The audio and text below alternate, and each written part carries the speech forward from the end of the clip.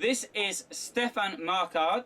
He is a well-known German television cook, and he's currently traveling around Germany in one of these Concorde motorhomes, telling people what they should be eating and hopefully to stop them eating what they are eating. But Stefan, one thing I've noted in Germany is that despite all of this Coca-Cola that people seem to be drinking, they're all relatively thin. I mean, it's not as fat as, for example, other countries I could but won't mention. That's interesting what you say, but we have in Germany also these people much fatter than normal. But I think it's a thing between the money what they earned in a month. The poorer people eat more bullshit and they can't cook. The people who have more money, they cook at home, cook also a little bit healthy, and they take food what is much better for the body than the poorer people. Okay, so this is a problem. For example, in the United States, it's the poorer communities which are fatter and the wealthier communities which are thinner. I would say though, in the Persian Gulf, in fact, it's the other way around. It's the rich people who are fat and the poorer people who are thin. Okay, then they have a hobby. It's called take food every day, every night, and all the time. And I think the balance is in all the countries there.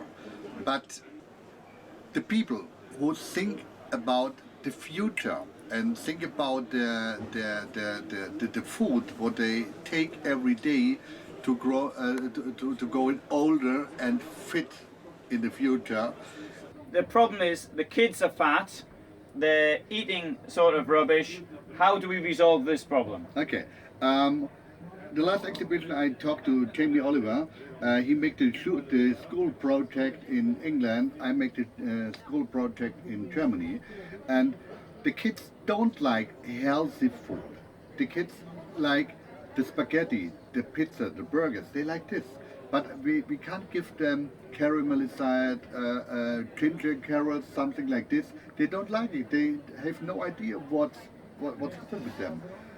I think the first step what we have to do is together make the food what the kids like, make them healthy. And we can't say healthy food. They don't like healthy food.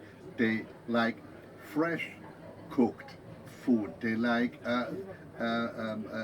spicy food. They like everything, but not healthy food.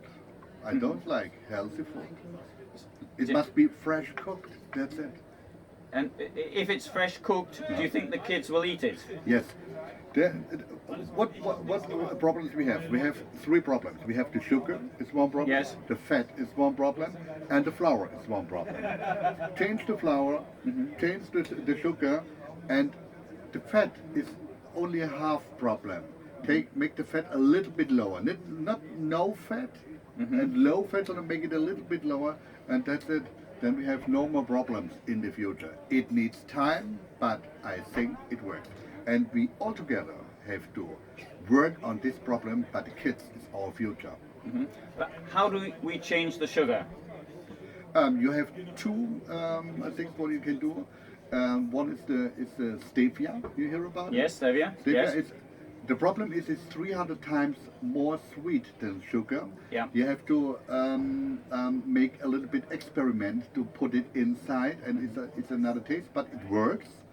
And also what you can use is erythrit. You hear about it? No, I don't know. It's something like xylite. It's a wooden sugar, and you have no carbohydrate and no calories. How do we avoid flour? This is a really big issue. Yeah. When we take flour, we have all the white flour things. Yeah. When we take dinkel instead of, or we take roggen, or we take kamut, or the old flours, what we have, we forgot about it, but we have them. Or we take corn, but corn is also a problem. But the most important thing is take the white flour out. Yes. Change it, and then we have much less problems than in the moment. So I agree with you. What I use is ground flaxseed. I know it's difficult, but it works for some things.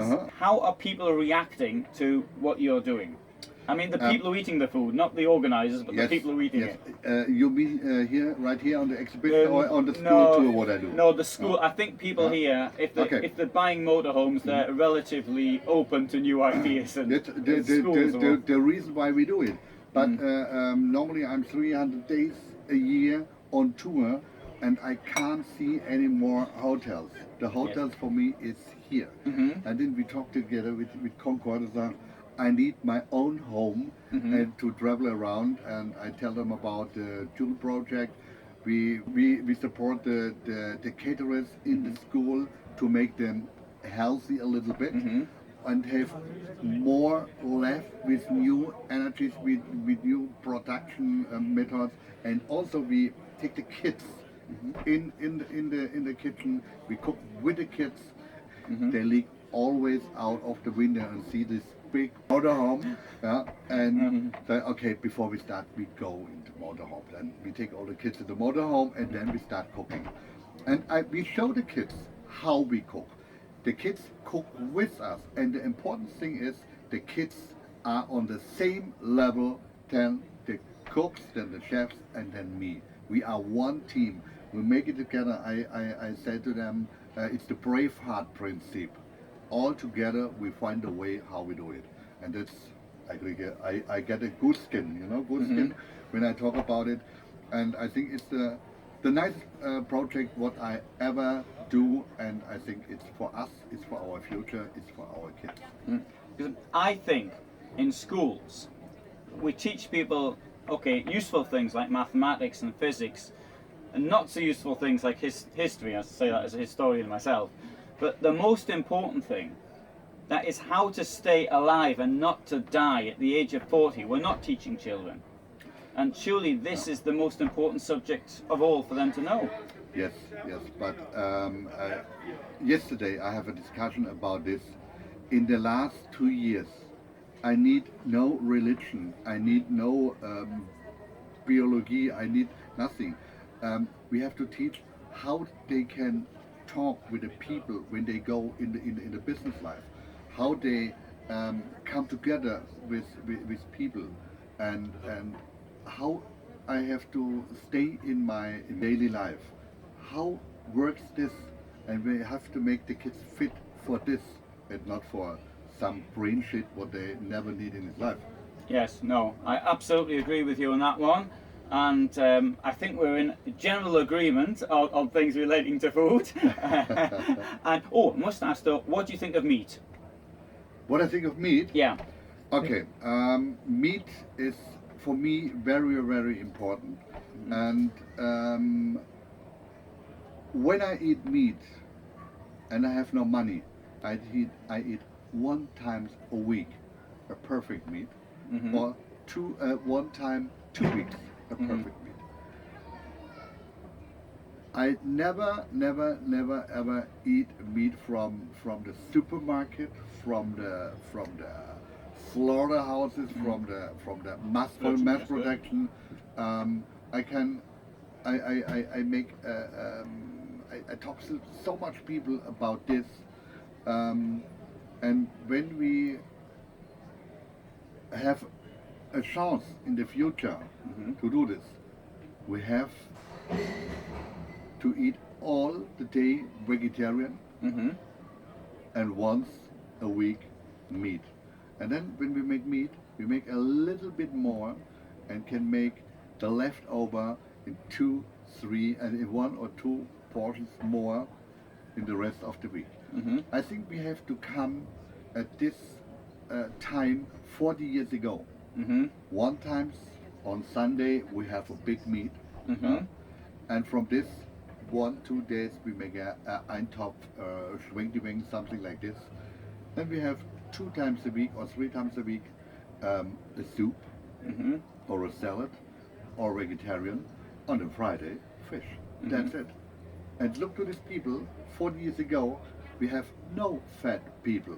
They have all a normal figure. Yes. It was very rare anyway, obesity. And in Germany, we have very good meat, but we have no fairer to do this. America have the problem. It's all is the most of them is corn feeded, and we have no more guarantee it's gain free or Yes. we have no more guarantee. GM, GM free. Yes, and that's a problem. I think sometimes brilliant meat, the rest vegetarian, and one time a week fish. That's it. Okay, very good. Yeah. Thank you.